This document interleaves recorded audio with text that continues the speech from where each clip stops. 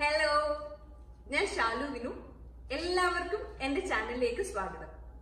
അല്ല, നമ്മുടെ ചാനലിലേക്ക് സ്വാഗതം. ഭക്ഷണപ്രിയരാണ് ഒരുമാതിരി എല്ലാ മലയാളികളും, അല്ലെ? ഞാനൊക്കെ ആണെങ്കിൽ ടെൻഷൻ അടിച്ചു കഴിഞ്ഞാൽ ഭക്ഷണം വാരി വലിച്ചു കഴിക്കുന്ന കൂട്ടത്തിലാണ്. അപ്പോൾ നമുക്ക് ഇഷ്ടമുള്ള ഭക്ഷണങ്ങൾ അല്ലെങ്കിൽ നമ്മുടെ തനി നാടൻ കേരളീയ ഭക്ഷണങ്ങൾ എന്റേതായിട്ടുള്ള ചെറിയൊരു ടച്ച് കൊടുത്തിട്ട് പുതിയ പുതിയ ഡിഷസ് ആയിട്ട് നിങ്ങളുടെ മുന്നിൽ ഞാൻ അവതരിപ്പിക്കുകയാണ്. കുറേ റെസിപ്പീസ് ഞാൻ ഓൾറെഡി നമ്മുടെ ചാനലിൽ അപ്ലോഡ് ചെയ്തിട്ടുണ്ട്. അതൊക്കെ ഒന്ന് ചെക്ക് ചെയ്ത് നോക്കണേ. പിന്നെ നിങ്ങൾ എന്റെ ചാനൽ ഇതുവരെ സബ്സ്ക്രൈബ് ചെയ്തിട്ടില്ലെങ്കിൽ പ്ലീസ് ഒന്ന് സബ്സ്ക്രൈബ് ചെയ്യണം. നിങ്ങളുടെ സപ്പോർട്ട് ഒന്നുകൊണ്ട് മാത്രമാണ് ഞാൻ ഈ ചാനൽ ഇങ്ങനെ ബിൽഡ് ചെയ്ത് വരുന്നത്.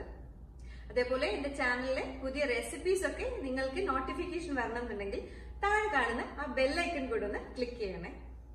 അപ്പോൾ ഇന്ന് നിങ്ങൾക്ക് വേണ്ടിയിട്ട് ഞാൻ എന്ത് സ്പെഷ്യൽ ആയിട്ടുള്ള റെസിപ്പിയാണ് റെഡിയാക്കുന്നതെന്ന് കാണണ്ടേ?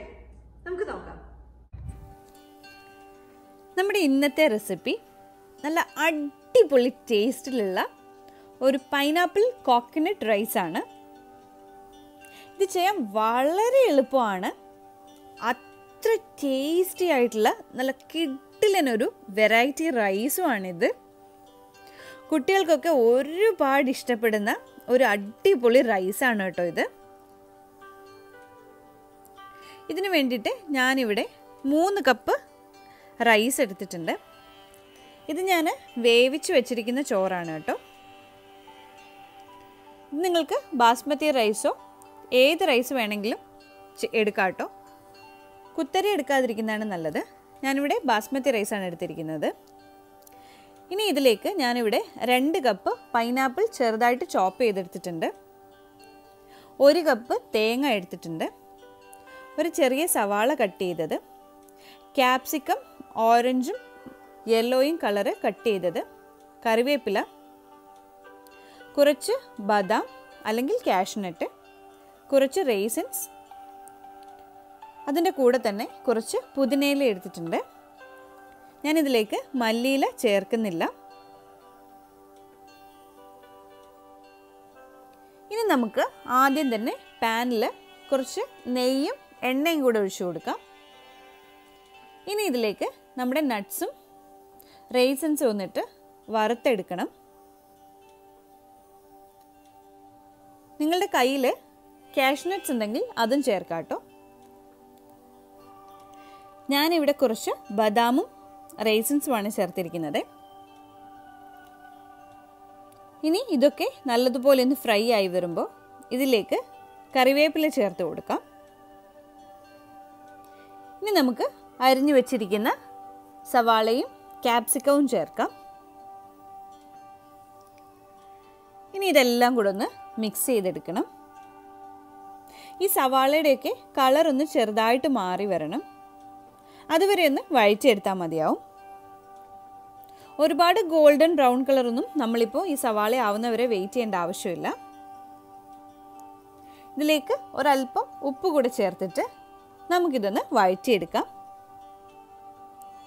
ഇങ്ങനെ കുറച്ച് കളർഫുൾ ആയിട്ടുള്ള ക്യാപ്സിക്കം നമ്മളിതിൽ ചേർക്കുകയാണെങ്കിൽ നമ്മുടെ റൈസ് കാണാനും നല്ല ഭംഗിയുണ്ടാവും, കഴിക്കാനും ടേസ്റ്റ് ഉണ്ടാവേ. ഇപ്പോൾ സവാളയൊക്കെ ഒന്ന് വഴന്ന് വന്നിട്ടുണ്ട്. ഇത് ഒരുപാട് നേരം നമ്മൾ വേവിച്ചെടുക്കുന്നില്ല. ഈ ക്യാപ്സിക്കം ഒക്കെ ചെറുതായിട്ട് നമുക്ക് കടിക്കാൻ കിട്ടണം. ഇനി നമുക്കിതിലേക്ക് നമ്മൾ കട്ട് ചെയ്ത് വെച്ചിരിക്കുന്ന പൈനാപ്പിൾ ചേർത്ത് കൊടുക്കാം. ഞാൻ ഈ പൈനാപ്പിൾ ചെറിയ കഷ്ണങ്ങളായിട്ടാണ് കട്ട് ചെയ്തെടുത്തിരിക്കുന്നത്. ഇനി നമുക്കിതെല്ലാം കൂടെ 1 മിനിറ്റ് ഒന്ന് മിക്സ് ചെയ്തെടുത്താൽ മതിയാവും. ഇത് ഒരുപാട് നേരം നമ്മളിട്ട് വഴറ്റുന്നില്ല.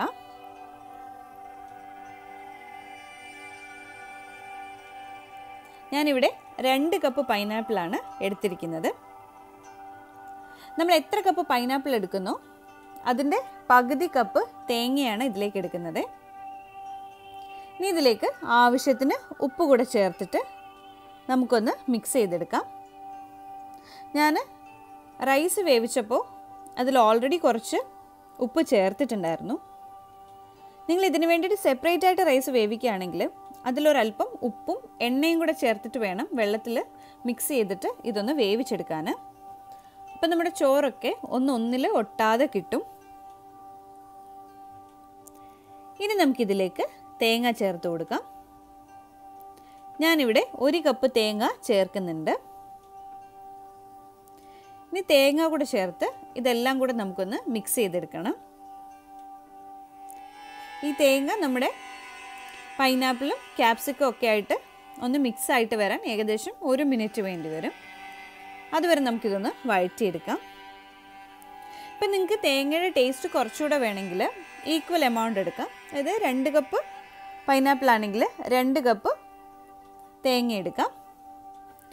ഞാനിവിടെ 3 കപ്പ് വേവിച്ച് ചോറ് എടുത്തിട്ടുണ്ട് കേട്ടോ.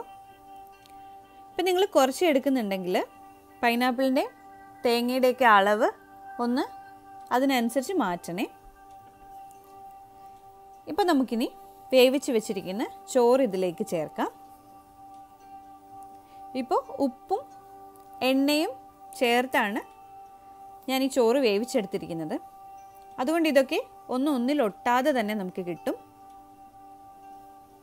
പിന്നെ ഈ ചോറ് ചേർത്തതിന് ശേഷം നമുക്കൊരു ലോ ഫ്ലെയിമിലിട്ടിട്ട് വേണം ഇതൊന്ന് മിക്സ് ചെയ്തെടുക്കാൻ. ഇനി ഇതിലേക്ക് നമുക്ക് കുറച്ച് പുതിനയില കൂടെ ചേർത്ത് കൊടുക്കണം. ഈ പുതിനയില ചെറുതായിട്ടൊന്ന് കട്ട് ചെയ്ത് ചേർക്കണം.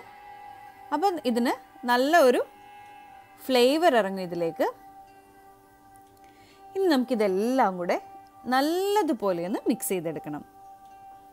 ഈ പൈനാപ്പിളും ക്യാപ്സിക്കം കോക്കനട്ടും നട്ട്സും ഒക്കെ ഈ ചോറിൻ്റെ കൂടെ നല്ലതുപോലെ ഒന്ന് മിക്സ് ആവണം. ഞാനിപ്പോൾ ഇതിന് വേണ്ടിയിട്ട് 2 തവി യൂസ് ചെയ്യുന്നുണ്ട്. ഇനി ഇതേപോലെ 2 തവി വെച്ചിട്ട് നമ്മൾ ചെയ്യുകയാണെങ്കിൽ നമ്മുടെ ചോറൊക്കെ പെട്ടെന്ന് തന്നെ ഇതിലേക്ക് മിക്സായിട്ട് കിട്ടും. എല്ലാ ഭാഗവും ഒരുപോലെ നമുക്കിത് മിക്സ് ചെയ്തെടുക്കണം. നിങ്ങൾക്ക് വേണമെങ്കിൽ ഇതിന് മേലിൽ കുറച്ച് ഫുഡ് കളർ ചേർത്ത് കൊടുക്കാം. ഒരല്പം വെള്ളത്തിലോ പാലിലോ കുറച്ച് ഫുഡ് കളർ, യെല്ലോ കളർ ആയാലും റെഡ് കളർ ആയാലും കുറച്ച് പാലിൽ ചേർത്തിട്ട് ഒരു 2-3 ഡ്രോപ്പ് ഇതിൽ ഒഴിച്ചു കൊടുത്താൽ ചോറിന് കുറച്ചുകൂടെ കളർ ഉണ്ടാവും. ഇല്ലെങ്കിൽ കുറച്ച് കുങ്കുമപ്പൂവ് പാലിൽ മിക്സ് ചെയ്തിട്ട് വേണമെങ്കിലും ഇതിൽ ചേർക്കാം. ഇല്ലെന്നുണ്ടെങ്കിലും കുഴപ്പമില്ല കേട്ടോ, നമുക്ക് നല്ലതുപോലെ കിട്ടും. ലാസ്റ്റായിട്ട് നമുക്കിതിൽ കുറച്ച് കുരുമുളക് പൊടി കൂടെ ചേർക്കാം. അതൊരു ഫ്ലേവറിനും ടേസ്റ്റിനും വേണ്ടിയിട്ട് ചേർക്കുന്നതാണ് കേട്ടോ. ഇനി വീണ്ടും നമുക്കിതൊന്ന് മിക്സ് ചെയ്തെടുക്കാം. ഒട്ടും കുഴയാത്ത ചോറ് വേണം നമ്മളിതിൽ ചേർത്ത് കൊടുക്കാനായിട്ട്, അത് പ്രത്യേകം ശ്രദ്ധിക്കണേ. ഇപ്പോൾ ഈ ക്യാപ്സിക്കം ഒക്കെ ചേർത്തത് കൊണ്ട് നമ്മുടെ റൈസ് ഓൾറെഡി നല്ല കളർഫുള്ളായിട്ട് തന്നെ നമുക്ക് കിട്ടിയിട്ടുണ്ട്.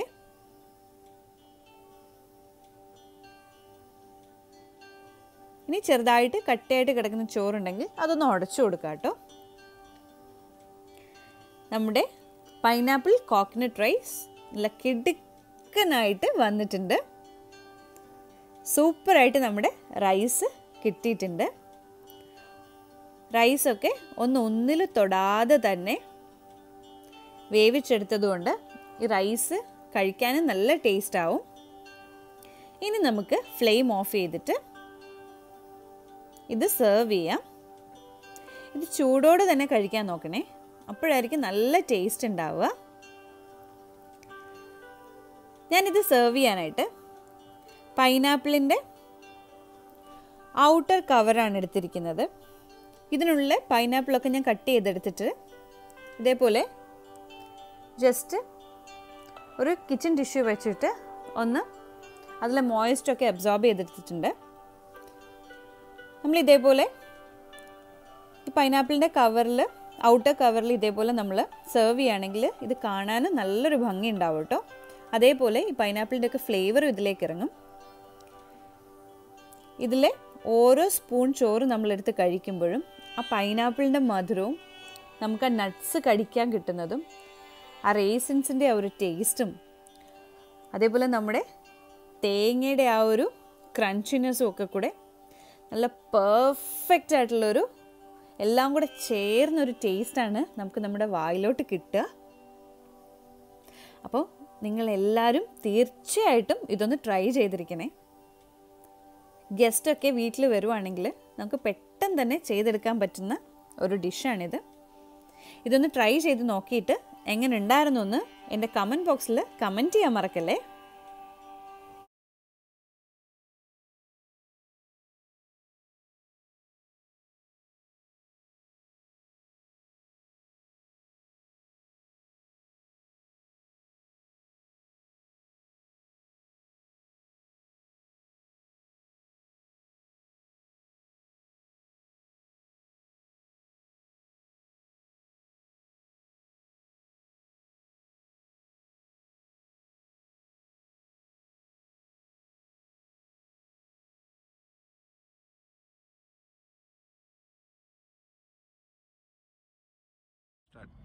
നിങ്ങൾ എൻ്റെ ചാനൽ ഇതുവരെ സബ്സ്ക്രൈബ് ചെയ്തില്ലെങ്കിൽ എല്ലാവരും ഒന്ന് സബ്സ്ക്രൈബ് ചെയ്യണേ.